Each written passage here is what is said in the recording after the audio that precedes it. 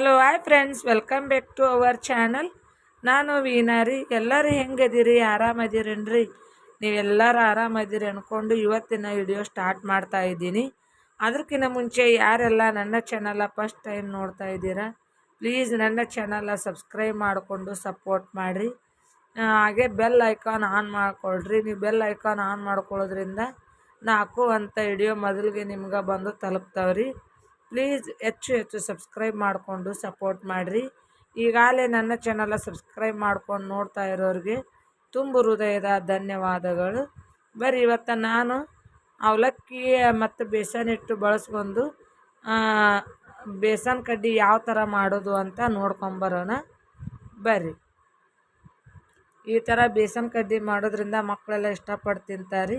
ಯಾವ ರೀತಿ ಮಾಡ್ತೀನಿ ಅಂಥೇಳಿ ನಿಮ್ಮ ಜೊತೆಗೆ ಶೇರ್ ಮಾಡ್ತೀನಿ ರೀ. ಬರ್ರಿ ನೋಡಿರಿ, ಈಗ ನಾನು 1 ಕಪ್ ಅವಲಕ್ಕಿನ ಒಂದು 2ರಿಂದ 3 ಸರಿನ ನಾನು ತೊಳ್ಕೊಂಡು ನೀರು ತೆಗಿತೀನಿ ರೀ. ಯಾಕಂದ್ರೆ ಅದ್ರೊಳಗೆ ಡಸ್ಟ್ ಇರುತ್ತಲ್ರಿ, ಹಿಂಗಾಗಿ ಒಂದು 2ರಿಂದ 3 ಸರಿ ತೊಳೆದು ಬಸ್ಸದು ನಾವು ಸ್ವಲ್ಪ ನೀರು ಹಾಕಿ ಅದನ್ನು ನೆನೆಯಾಕ ಬಿಡಬೇಕಾಗತ್ತೆ ರೀ. ಈಗ ನೋಡಿರಿ, ನಾವು 2-3 ಸಲ ಚೊಲೋತ್ನ ತೊಳ್ಕೊಂಡು ಈಗ ನೀರು ಹಾಕಿ ಒಂದು ಆ ಕಡೆ ಒಂದು 10 ನಿಮಿಷ ನೆನಿಬೇಕು ರೀ. ಅವು ಸೈಡ್ಗೆ ಇಟ್ಕೋತೀನಿ ರೀ ನೀರು ಹಾಕಿ. ಈಗ ನೋಡಿರಿ, ನಾನು ಒಂದು ಕಡಾಯಾಗ ಸ್ವಲ್ಪ ಎಣ್ಣೆ ಹಾಕ್ಕೊಂಡೇನಿ ರೀ. ಅದಕ್ಕೆ ಒಂದು ಸ್ವಲ್ಪ ಜೀರಿಗೆ ಹಾಕ್ಕೊಂಡು ಈಗ ನಾನು 1 ಕಪ್ ಬೇಸನ್ ಹಿಟ್ಟು ಇದಕ್ಕೆ ಹಾಕ್ಕೋತೀನಿ ರೀ. ಬೇಸನ್ ಹಿಟ್ಟು ಅಂದರೆ ಹಸಿ ಕಡಲೆಬೇಳೆ ಹಿಟ್ಟು ರೀ. ಅದನ್ನು ನಾನು ಫ್ರೈ ಮಾಡ್ಕೋತೀನಿ ರೀ.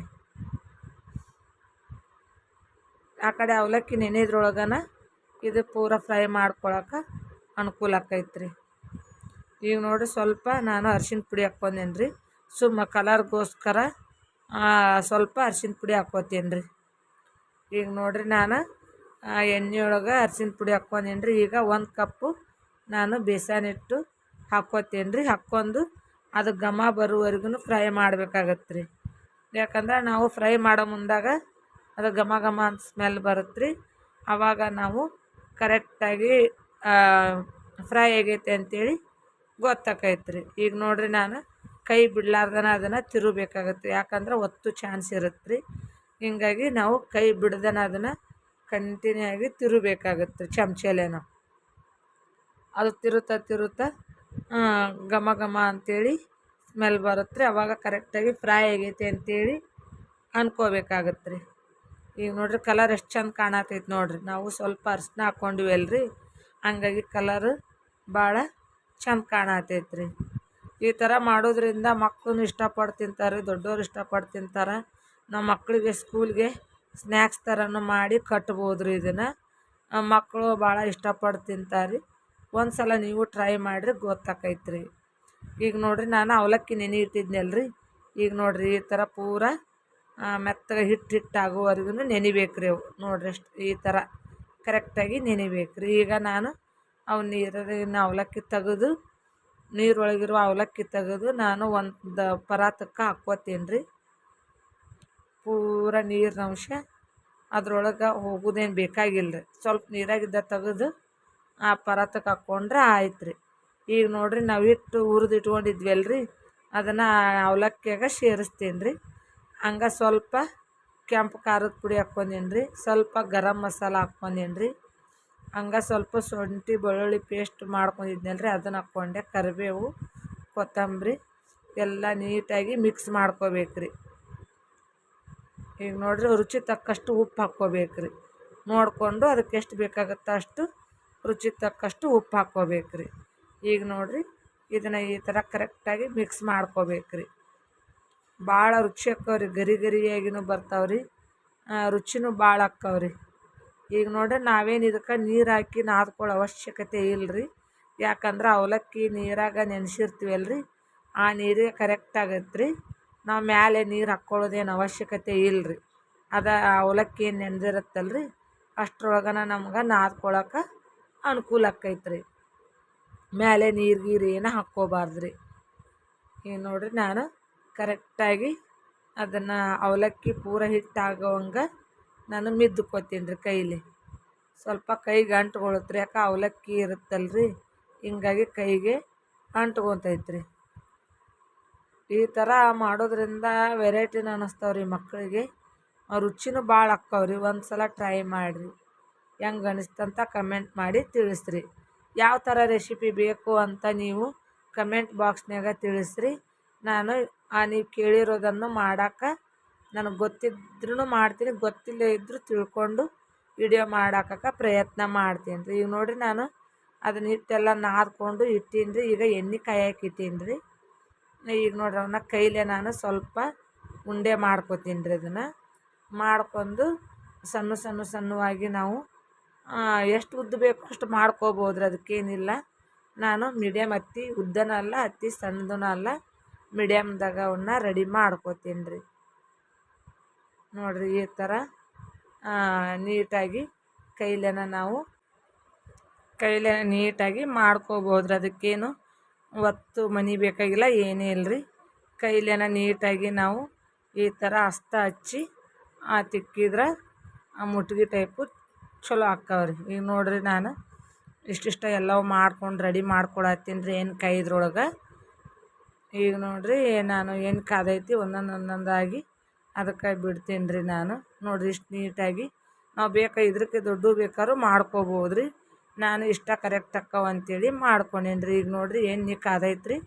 ನಾವು ಒಂದೊಂದಾಗಿ ಎಣ್ಣೆಯಾಗ ಬಿಡ್ತೀನಿ ನೋಡಿರಿ.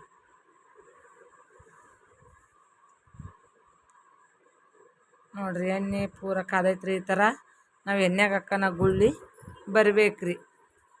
ಅಂದ್ರೆ ಎಣ್ಣೆ ಕರೆಕ್ಟಾಗಿ ಕಾದೈತೆ ಅಂತೇಳಿ ಗೊತ್ತಾಕೈತ್ರಿ.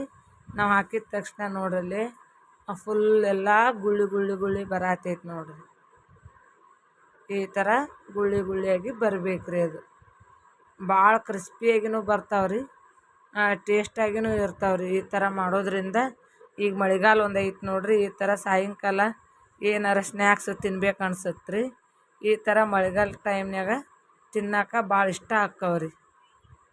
ಈಗ ನೋಡಿರಿ ಭಾಳ ನೀಟಾಗಿ ಎಷ್ಟು ಚಂದ ಕಾಣ್ತಾವೆ ನೋಡಿರಿ. ರುಚಿನೂ ಡಿಫ್ರೆಂಟಾಗಿ ಇರುತ್ತೆ ರೀ. ಒಂದು ಸಲ ಟ್ರೈ ಮಾಡಿರಿ, ನಿಮಗೂ ಕೂಡ ಗೊತ್ತಾಕೈತ್ರಿ. ಈಗ ನೋಡಿರಿ ಅವು ಕರೆಕ್ಟಾಗಿ ಫ್ರೈ ಆಗ್ಯಾವ್ರಿ. ಇನ್ನೂ ಸ್ವಲ್ಪ ಗುಳ್ಳಿ ಬರ್ತಾವ್ರಿ. ಗುಳ್ಳಿ ಎಷ್ಟು ಕಡಿಮೆ ಆಗುತ್ತೆ ನೋಡಿರಿ, ಆವಾಗ ಪೂರ ಫ್ರೈ ಆಗ್ಯಾವ ಅಂತೇಳಿ ಗೊತ್ತಾಗತ್ತೆ ರೀ. ನೋಡಿರಿ ಫಸ್ಟ್ ಸ್ಟಾರ್ಟಿಂಗ್ ನಾವು ಹಾಕಿದಾಗ ಗುಳ್ಳಿ ಭಾಳ ಕಾಣಿಸ್ತಿದ್ರು ಎಣ್ಣೆ ಒಳಗೆ. ಈಗ ನೋಡಿರಿ ಸ್ವಲ್ಪ ಕಾಣಿಸ್ತಾವ್ರಿ.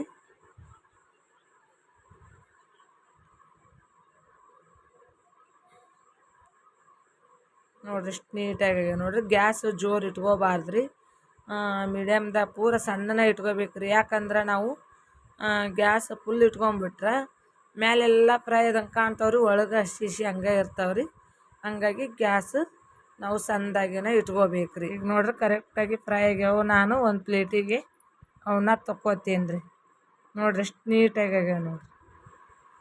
ಈಗ ನೋಡಿರಿ ಈ ಥರ ಆಗ್ಯಾವ ನೋಡಿರಿ. ಈಗ ನೋಡಿರಿ ಇನ್ನು ಉಳಿದವನು ನಾನು ಅದೇ ಥರ ರೆಡಿ ಮಾಡಿ ಇಟ್ಕೊಂಡೇನಿ ರೀ. ಅವನು ಕೂಡ ಎಣ್ಣೆಯಾಗ ಹಾಕ್ಕೋತೀನಿ ನೋಡಿರಿ. ಇನ್ನು ಉಳಿದಿದ್ದಿಟ್ಟು ನಾವು ಫಸ್ಟ್ಗೆ ಯಾವ ಥರ ಮಾಡಿದ್ವಿ ಅಲ್ರಿ, ಅದೇ ಥರನೇ ಎಲ್ಲ ರೆಡಿ ಮಾಡಿ ಇಟ್ಕೊಂಡು ಅವನು ಎಣ್ಣೆಗೆ ಹಾಕಿ ಕರೆಕ್ಟಾಗಿ ಕಲರ್ ಚೇಂಜ್ ಆಗೋವರೆಗೂ ಫ್ರೈ ಮಾಡ್ಕೋಬೇಕಾಗತ್ತೆ ರೀ.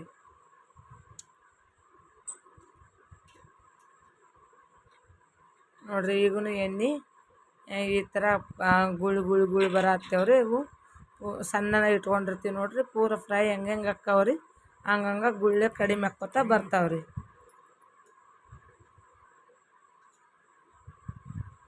ನನ್ನ ವಿಡಿಯೋ ಇಷ್ಟ ಆದ್ರೆ ಪ್ಲೀಸ್ ಲೈಕ್ ಮಾಡಿರಿ, ಹೆಚ್ಚು ಶೇರ್ ಮಾಡಿರಿ. ನಿಮ್ಮ ಸಪೋರ್ಟು ಸದಾ ನಮ್ಮ ಮೇಲೆ ಇರಲಿ.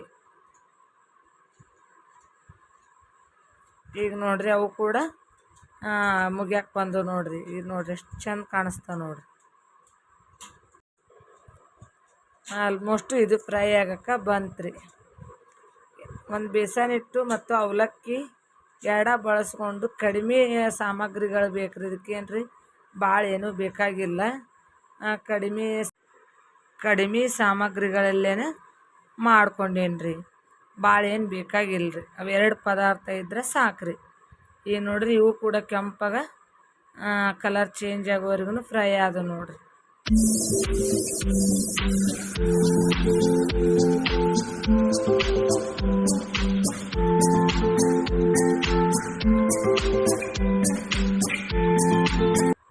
ಇವು ಈ ಥರ ಮಾಡೋದ್ರಿಂದ ಮಳೆಗಾಲ ಟೈಮ್ನಾಗ ಭಾಳ ಇಷ್ಟ ಆಕ್ಕವ್ರಿ. ಸಾಯಂಕಾಲ ಸ್ನ್ಯಾಕ್ಸಿಗೆ ಏನ್ರಿ ಮಕ್ಳ ಬಾಕ್ಸಿಗೂ ಮಾಡಿ ಕಟ್ಬೋದು ರೀ.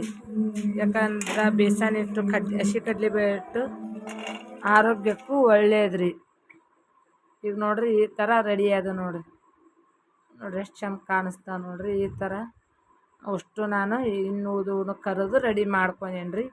ಇದ್ರೊಳಗೆ ಟಮಾಟಿ ಸಾಸು ಹಚ್ಕೊಂಡು ತಿಂದ್ರೆ ಬೆಸ್ಟ್ ರೀ. ರುಚಿನೂ ಭಾಳ ಚಲೋ ಕೊಡ್ತೈತೆ ಸಾಸ್ನ್ಯಾಗ ತಿನ್ನೋದ್ರಿಂದ. ಸಾಯಂಕಾಲ ಸ್ನ್ಯಾಕ್ಸ್ ರೆಡಿ ಆದವು ನೋಡ್ರಿ. ಈಗ ನೋಡ್ರಿ ಒಳಗನ ಪೂರ್ಣ ಕರೆಕ್ಟಾಗಿ ಫ್ರೈ ಆಗ್ಯಾವ ನೋಡ್ರಿ.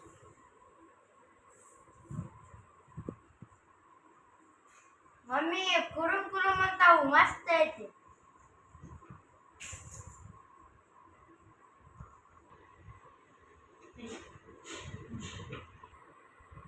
ಮಮ್ಮಿ ಬೇಸನ್ ಕಡ್ಡಿ ಮಸ್ತ್ ಆಗ್ಯಾವ ಫ್ರೆಂಡ್ಸ್. ನೀವು ನಿಮ್ಮ ಮನೆ ಟ್ರೈ ಮಾಡಿ, ಮಸ್ತ್ ಆಗೈತಿ. ಇವತ್ತಿನ ವಿಡಿಯೋ ನಿಮಗೂ ಕೂಡ ಇಷ್ಟ ಆಗೈತಿ ಅಂತ ನಾನು ಭಾವಿಸ್ತಾ ಇದ್ದೀನಿ. ನನ್ನ ವಿಡಿಯೋ ನೋಡಿದ್ದಕ್ಕೆ ನಿಮಗೆ ತುಂಬ ಹೃದಯದ ಧನ್ಯವಾದಗಳು. ನಾನು ನೆಕ್ಸ್ಟ್ ವಿಡಿಯೋದಾಗ ಮತ್ತೆ ಸಿಗ್ತೀನಿ ರೀ.